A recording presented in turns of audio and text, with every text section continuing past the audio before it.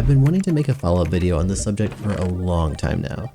A few years ago, I published a video sharing what I believe to be the biggest difference between the average gamer and the elite player. It was the first big success of my channel, but I really wasn't sure what I could say to update my older video. I think I'm at a point now where I have a few new ideas to share with you, and I'm confident they will help you improve at any first-person shooter or any real-life skill you want to master. I believe that the number one thing which separates the top performers in any field from the rest is playing with intention. I know this might sound a bit nebulous to you at first, but I promise this will be worth your time. So let me ask you a question. Do you want to be smart? Well, I think most people would consider this guy to be a genius, and here's a quote directly from him. The measure of intelligence is the ability to change. Said another way, your ability to change for the better dictates exactly how smart you are. Maybe this is not the most typical definition of intelligence, especially in the context of gaming, but I think it's quite useful for Destiny 2 or really for any FPS game for that matter. So how do the pros go about changing? What I'm about to share is based on the most widely accepted model for behavioral change in humans, the so-called 5 stages of change, but to make it more accessible, I'm going to simplify this into just 3 stages. The absolute best players of any FPS game have an incredibly rapid and detail-oriented algorithm going on in their heads. They can fly through these 3 stages with lightning speed and incredible accuracy. In essence, this is how they continue improving well beyond the competition and how they maintain their dominance against weaker opponents. Lately, I've actually been trying to apply this model for improvement into other hobbies outside of gaming. In particular, I've been trying to get better at cooking. This video sponsor, Bespoke Post, made it a lot more fun this month. The other night, I cooked up these really awesome tacos with their HO box. They came with a stainless steel taco rack holder, a DIY hot sauce kit, and a molcajete that's perfect for making some delicious homemade guacamole. I paired this with their salute box, which has these awesome glasses that are perfect for making margaritas. It came with a hand juicer and a really tasty agave margarita mix. I also got this really cool bag from the Weekender box that's perfect for taking a weekend trip.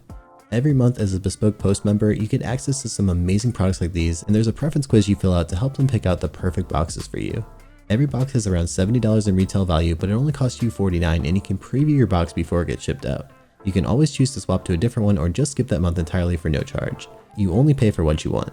To get 20% off your first box, click the link in the description and enter code Pattycakes20 at checkout or go to bespokepost.com/pattycakes20. Okay, so the first stage I'll just call understanding. Basically, if you're in this stage, you don't yet know that a problem exists or exactly what you're doing wrong. This might look like raging because you just died to the exact same thing for the 5th time in a row. If you fall victim to this behavior, then you're still in the first phase of change. It's really easy to get stuck here and be completely blinded towards real problems which might be preventing you from progressing as a player. Even thousands upon thousands of hours might not help you get better if you never understand what you need to overcome this in the first place. As a beginner, you might get overwhelmed by all the different problems you encounter in a game. What just killed me? How do you get up there? What the heck was that ability? Which of these guns should I even be using? Regardless of your skill level, to help you out with this first stage, I'd like to issue you a challenge. Next time you play, try to pay special attention to whatever went wrong when you die, and I want you to do a really good job at this. If you're a newer player, focus on things which confuse you. I want you to pay special attention to moments where you die of some unknown cause.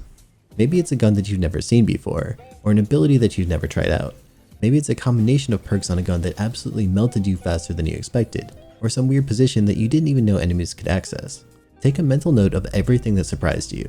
The main difficulty as a beginner is gathering enough knowledge to start to understand the intrinsics of a PvP match. If you're a medium or higher skilled player, I'd like you to focus on plays which you made that led to your death, or maybe a major objective loss on behalf of your team. Maybe you had a very high KD at the end of the game, but ask yourself, did your playstyle really contribute to a lot of the outcome of the match? Maybe you were baiting your teammates to achieve a higher KD, but you ended up throwing the game. For example, it's easy to write off a death because of bad aiming, but ask yourself, what type of aim should you be practicing? Did you make a bad flick, or maybe your tracking skill wasn't quite up to par? Pay attention to exactly what went wrong. One of the best ways to do this is to record your own gameplay footage and then later go back and watch it with fresh eyes. You'll notice things that you completely missed in the moment when you're actually playing the game. Maybe you rushed your shots a bit and you actually had more time to make a play and aim more carefully. Or maybe someone popped up on your radar for a moment, but you actually didn't notice it because they were crouched and making the radar blip disappear frequently. If you play with the intention of discovering and analyzing your own problems, you'll already be one step closer to changing those bad habits. Having a clear target in mind makes it so much easier to execute the next step, which I'm going to call improvement. In this phase, you're going to be actively working on improving your weaknesses, which you noticed from step 1. If you followed along and done a good job so far to identify your shortcomings as a player, this step should come naturally for you. I want you to ponder exactly what you want to change about your gameplay in order to avoid the same mistakes in the future. If you're a newer player, this could become a more complex project.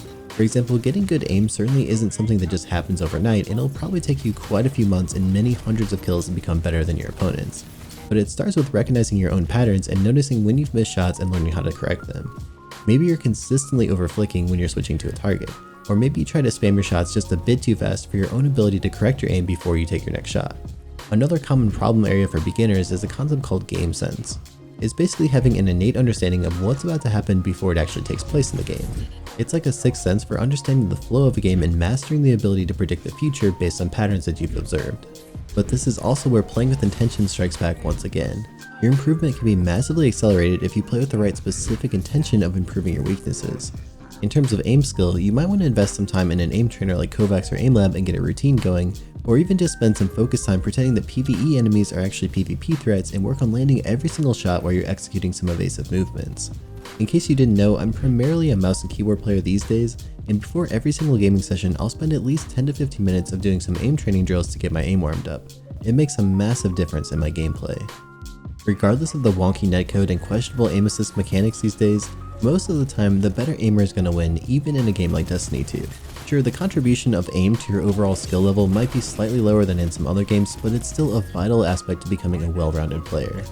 To improve your game sense, pay special attention to all the information the game provides to you. There's the radar, the kill feed, teammate markers, and the strongly underrated one is sound cues. And while we're talking about game sense, another thing you might want to focus on is counting. I'm not talking about counting to 100,000 like Mr. Beast. Specifically, I mean paying special attention to exactly where enemies are on the map relative to your own positioning. This can be really helpful for you to deduce the location of players who you haven't seen lately. If you know where your team is spawning and where the enemy spawn is, you can count the deaths in the kill feed to figure out which areas of the map are the most dangerous. You might also want to try and watch some more skilled players to figure out how they understand the flow of the game. Try to pay special attention to their decision making and to their movement tech. When I was really trying to learn Destiny, I spent countless hours watching some of the top players in PvP, and I tried to dissect exactly why they made certain decisions at any given time. I certainly can't cover everything there is to mention about game sense in one video, which is why I did an entire video dedicated just to game sense on my channel. It's linked in the description if you want to check it out. Sometimes the things you gotta change are these small tidbits. Maybe there's an off angle that you didn't know about, or maybe you didn't know how incredibly unfairly busted this gun was, or maybe there's a part of the map that looks safe, but it's actually baiting you in for a really big danger area. I'm in danger! This brings us to the final stage, which I'm going to simply call gaming. You're going to take what you've observed about your mistakes along with your improvement plan that you've invested in and put all of it together to become a stronger competitor. With your new skills, you've now leveled up as a gamer. You've unlocked the abilities within yourself that you didn't have before. But at this point, you might be feeling like your performance is fluctuating a lot. Sometimes you have an off day and other days you're really on fire. But this is where you need to build consistency, and that's the key thing we're going to focus on in this next phase. Once again, playing with intention can help you to develop an astounding level of consistency, and it can really make PvP a lot easier and more fun for you. This brings us to a slightly different area of performance optimization, and you're going to be working towards the final stage of what's known as the 4 stages of competence model. We've moved you from not knowing what you don't know, to realizing that you have a skill deficit in understanding the paths to begin improving, to having the ability to perform better but only when you consciously think about it. Now it's time to move into the zone where you have so much practice with your new skills that it becomes second nature and it can be performed easily without even thinking about it. Let's take crosshair placement as an example. Most players don't even realize that their crosshair is in a bad position. For whatever reason, the default tendency of many newer FPS players is to lazily look at the floor whenever they're moving around the map. This requires them to make an enormous adjustment whenever they see an enemy on screen in order to hit them.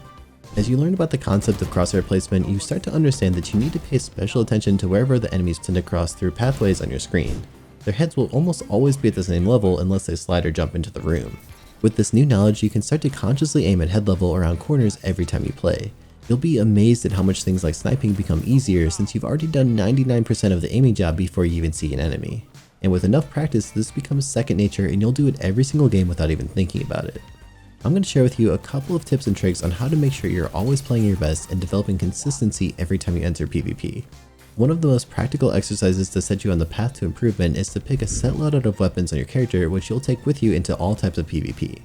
Take into account what your opponents are using and think about which weapons you're likely to have in your back pocket to counter the mainstream meta playstyles. I promise you, having a strong and reliable loadout a couple of clicks away from being equipped will help you so much, both to become a better player and also to reduce your tilt level if you're getting faced with the more degenerate combinations in the meta. A fun little minigame I like to play sometimes is called Adopting a Blueberry. You're coming with me. Take your favorite support loadout and select a random blueberry on your team, then go and do your best job to keep them alive for as long as possible. This will challenge your game sense and awareness of your teammates' positions even if they're far less skilled than you are. Another idea to maintain and even grow your skill level is to actually confront the meta with less effective loadouts. Fair warning though, this will have you pulling your hair out. Getting aimbotted by No Time's Portal Buddy even if you played perfectly feels really bad, especially in skill-based matchmaking. But if you manage to remain calm and stick to the mentality of getting as many points for your team as you possibly can, you'll develop your fundamental skills to incredibly high levels, and then whenever you go back to a meta loadout, your performance will be astounding. If you want to take this concept to the next level, check out my video on getting into the flow state when gaming. It's backed by a ton of science and it's linked on screen and in the description.